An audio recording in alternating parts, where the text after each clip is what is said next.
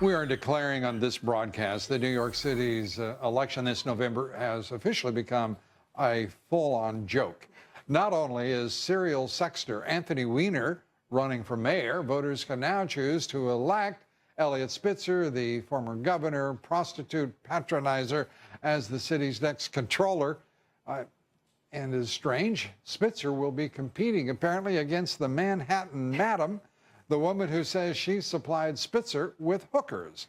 Joining us now, the A-team to assess these deep political currents, author, radio talk show host, Fox News contributor Monica Crowley, former Pentagon official, Fox News national security analyst, KT McFarland, the president of Citizens United and the Citizens United Foundation, David Bossie. Thank you all for being here.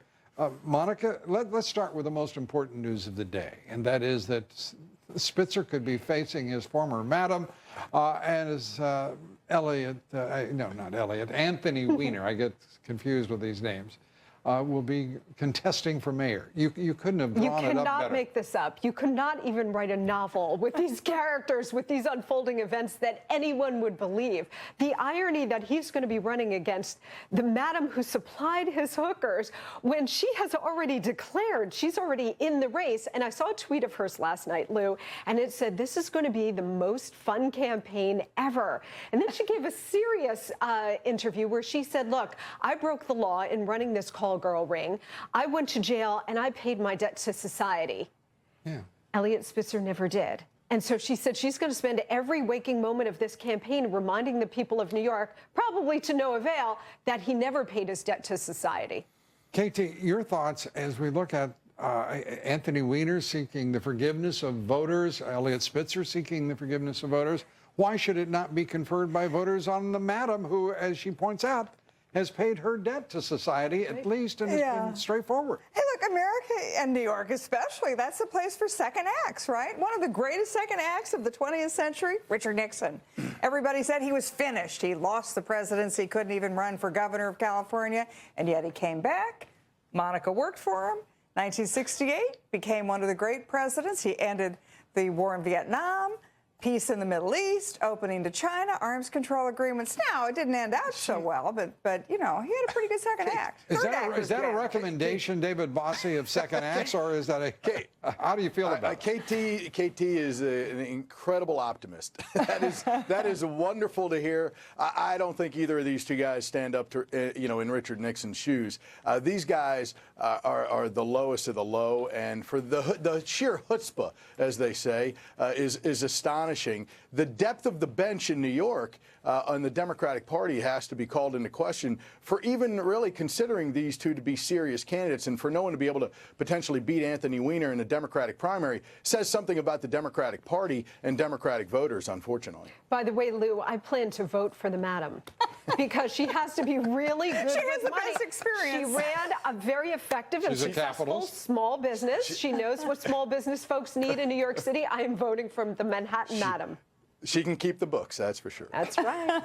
And let's go to a place where the bookkeeping has a little bit of a challenge, and that is, KT, the White House refusing to call the ouster of Mohamed Morsi a coup.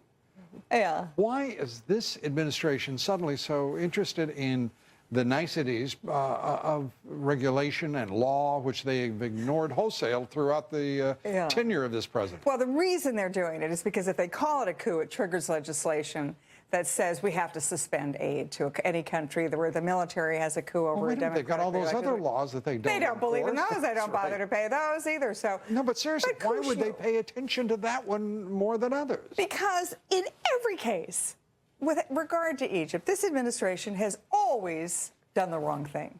They should have pressured Mubarak. They didn't pressure Mubarak. Then they pull the rug out from under Mubarak when they probably shouldn't have. And then Morsi comes along. They embrace Morsi. He slowly and systematically dismantles the democracy. They don't do a thing. They give him fancy weapons. And now, when nobody likes him, the pro-Morsi, the anti-Morsi, nobody likes him, they're sitting on the fence one more time. And the president does he says he's not taking sides.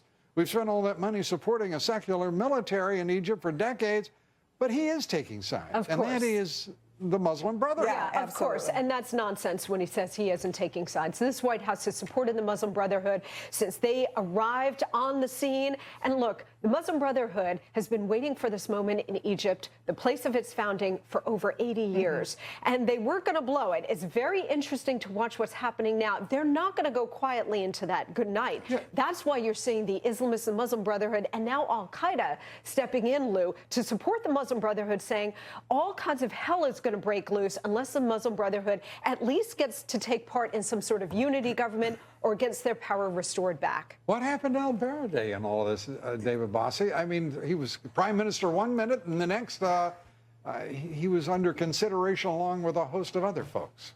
Well, first of all, no one knows anything about what's going on in Egypt. Anybody who says they really know, I don't think is being honest with what's transpiring there. This is a dangerous situation. Obama's on the wrong side of it, just as KT said a moment ago. And Monica's exactly right. The Islamists, the Muslim Brotherhood, they have been waiting for this time for a long time. They're not going to go quietly into the night. And this is a very dangerous situation that Nobel Peace Prize winner Barack Obama should be able to handle. And remember, Lou, that top leaders of the Muslim Brotherhood have been walking through this White House, meeting with not the president, but lower-ranking officials in the State Department, the Pentagon, and in the White House, including Valerie Jarrett now, for at least 2 years. So there's a very cozy and tight relationship between Obama and the Muslim Brotherhood.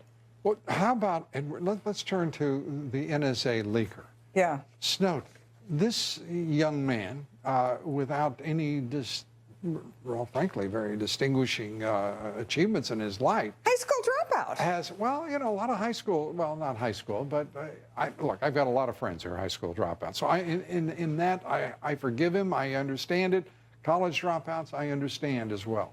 What I don't understand is a man who betrays his government, his people, his country. And we're not hearing many people say that straightforwardly. The man is a traitor. The man is a traitor. And there seems to be this group of people who've gotten a hold of the Snowden story and the narrative and want to make it about something larger. What do you think? If Snowden really wanted to be a whistleblower, he would not. Whistleblowers don't go to Moscow. They don't go to China. They don't spill their beans. They don't take the secrets with them in laptops. If he really was an honorable man and a whistleblower, don't go to those countries. Go to Congress. Give them the information. We would be hailing him as a hero. Instead, what he has done is go to places, he's given them information, not just about the intelligence we have, but the way we gather the intelligence. That is almost as critical as the intelligence itself, because now what they will do, all those countries will now change the way they do business. It will do irreparable harm.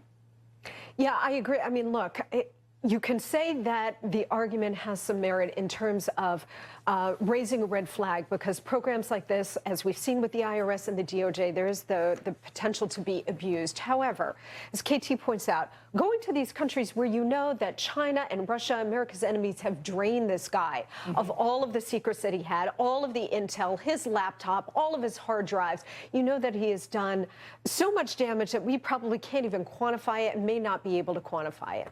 David Bossie.